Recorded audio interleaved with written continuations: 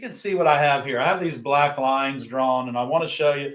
I'm doing it on clear 1/8" glass because I want you to be able to see the score as it starts to run. My running pliers are useless on this because if I take my running plier and I go to run this out, it doesn't matter how good I score this, it is not going to go around that curve there. It's going to just continue. And it's going to continue to its weakest point, which is over here somewhere, okay? So what I want to do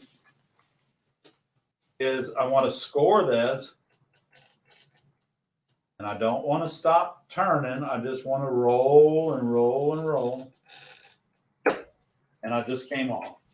All right, so now you guys are going to see me use my grousing pliers a little bit different. I'm going to use them sideways, but you see I've got my index finger right under the score. And I just pulled that down, and that score, y'all, that score ran to right there where I just put that dot. So now what I'm going to do, I'm going to change hands, and I'm going to put my grousers on the inside again, and I'm going to put my left hand index finger under the score. It has gone all the way around. The ball on your glass cutter is really good. We're going to make sure that it's broken. Now, this is where I told y'all I'm going to show you, you turn your running pliers upside down, okay? Did you hear that? It popped again, y'all. Watch this. It's going to come right out. Let's do it again. And the way it cuts.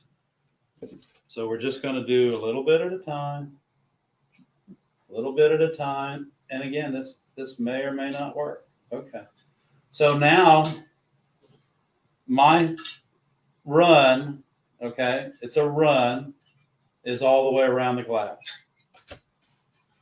So we'll take it and tap it. You don't have to tap it hard. Turn your running pliers over, upside down. You heard that, and you heard that, and there it goes.